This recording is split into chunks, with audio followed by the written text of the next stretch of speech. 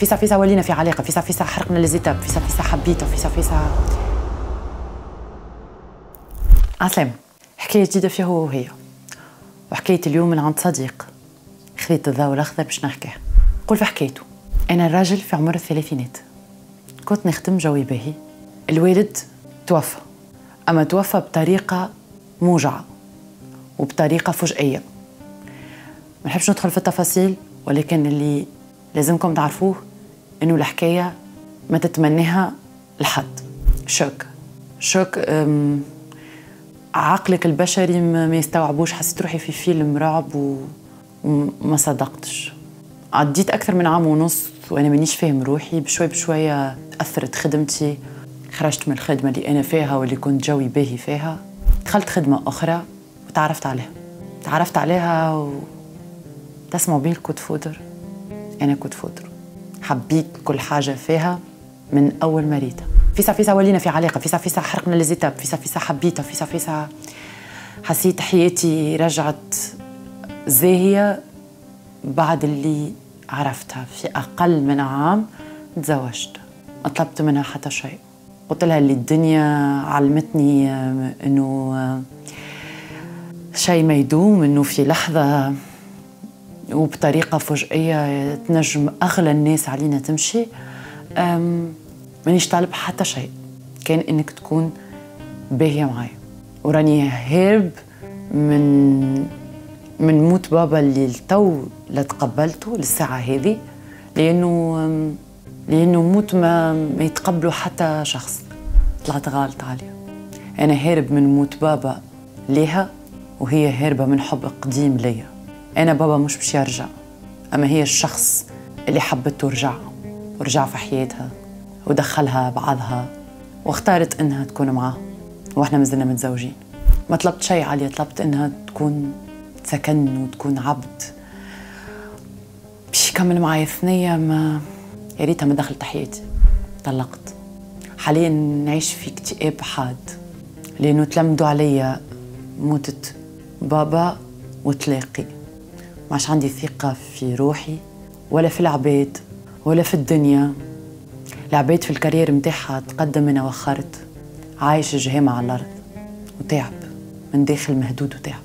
حبيت نحكي حكايتي جست باش نقول للناس إنه كل عبد كي يجي ويقرب منك بالرغم قربه منك راهو شايل هموم وشايل تعب وشايل حاجات موجوعة فيه. لو فما ولو 1% تحس روحك انك باش تظلم الشخص هذاك، ما تقربش منه. لو حاسس انه انت مش حاضر، مازلت متاشي بالماضي، هارب من حب قديم، ما تهربش ليا. انا هارب من كشمار موت، انت هاربه من حب قديم وفي الاخر رجعت. حقيقه حكايتك صديقي موجعه جدا. حاولت نستحفظ برشا تفاصيل لحمايه حرمه الحكايه. هي الحكايه توجع، ولكن حكايه انسان وقت اللي يبدا مكتئب بعد فقدان شخص، ووقت اللي عاود يرجع يتنفس ويحاول يقف على ساقيه وباقي عاود يتضرب، هدأ.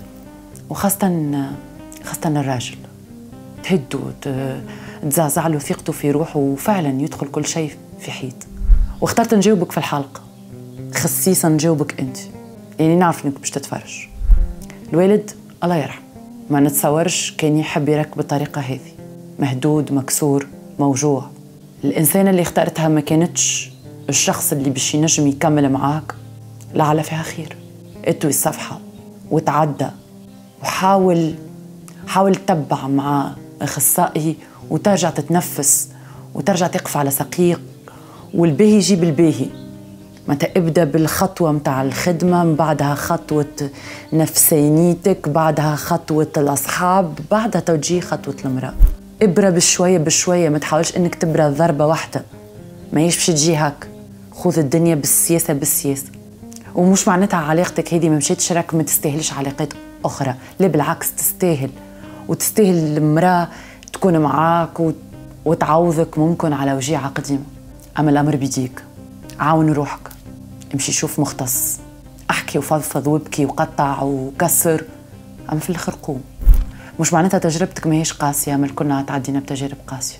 الفايدة تعرف تقف منها، ولازمك تقف منها، لأنه ما تستاهلش إنك تقعد طايح اللوطة وجيعة. صحيح قهرا نفهمك، أما مسيرك تتعدى. كان تحب من داخل تتعدى، مسيرك تتعدى. بسم الله عليك.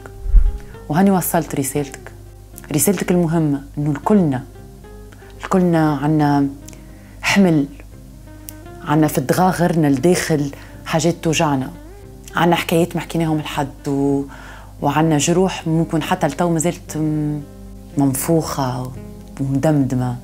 أما نحاولوا نعافروا، حاولوا كي تقربوا من شخص وتعرفوا وجيعته، كان تعرفوا رواحكم ما كمش أهل باش تقفوا معاه وتهونوا عليه، ما تقربوش أحسن. فعلا ما تقربوش أحسن.